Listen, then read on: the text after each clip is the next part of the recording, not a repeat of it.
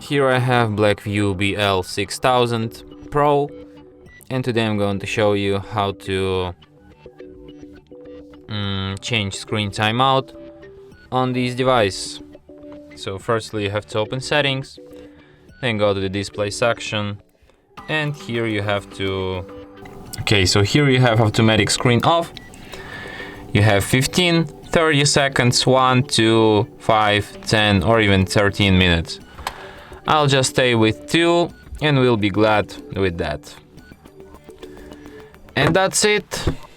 Thanks for watching. If you find this tutorial useful, don't forget to hit that like button and subscribe to our channel.